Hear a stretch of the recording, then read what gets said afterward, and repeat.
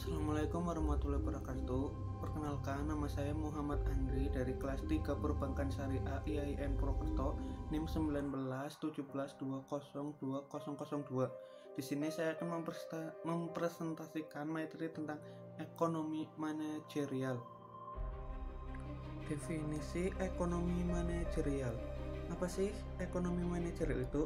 Ekonomi manajerial adalah aplikasi teori ekonomi atau ilmu keputusan untuk membahas bagaimana suatu organisasi dapat mencapai tujuan dengan cara yang paling efisien.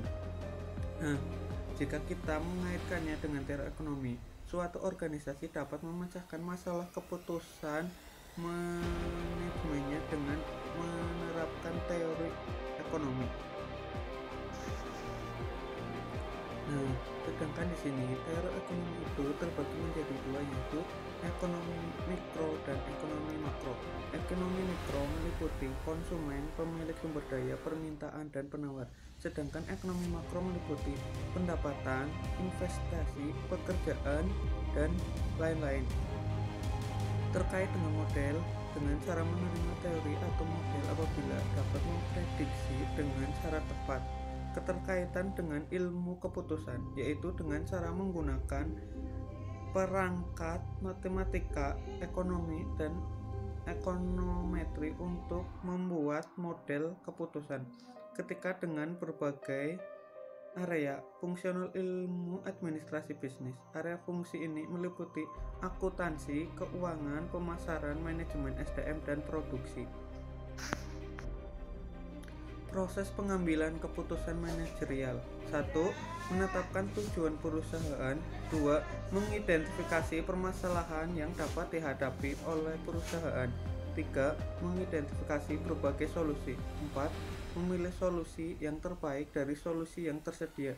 5. Mengimplementasikan keputusan tersebut. Teori perusahaan. Perusahaan adalah suatu organisasi yang memiliki berbagai sumber daya untuk memproduksi barang atau jasa yang akan dijual. Yang pertama ada kendali dalam operasi perusahaan, keterbatasan ketersediaan input barang. Kedua, kendala hukum yang dihadapi perusahaan, Undang-Undang Omnibus Law. 3. Keterbatasan ruang pabrik dan gudang serta modal. Yang kedua, sifat dan fungsi laba. Laba bisnis berasal dari pendapatan perusahaan dikurangi biaya akuntansi perusahaan, upah tenaga kerja, pengeluaran bahan mentah. Lalu laba ekonomi berasal dari pendapatan dikurangi dengan biaya explis dan emplis. Fungsi laba. Nah, laba yang tinggi merupakan tanda bahwa konsumen menginginkan output atau jumlah industri yang lebih banyak. Konsep permintaan dan penawaran. Jadi apa sih permintaan? Permintaan adalah jumlah barang atau jasa yang mampu dibeli oleh konsumen selama periode waktu tertentu berdasarkan kondisi-kondisi tertentu. Lalu faktor yang mempengaruhi permintaan. Yang pertama, harga barang, pendapatan konsumen, setara konsumsi. Yang kedua, dasar teori penawaran. Penawaran adalah jumlah barang atau jasa yang ditawarkan untuk dijual di pasar. Faktor yang mempengaruhi penawaran. 1. Harga barang yang ditawarkan. 2. Akan bersifat positif jika harga barang naik, maka kuantitas jumlah penawaran barang akan menjadi naik.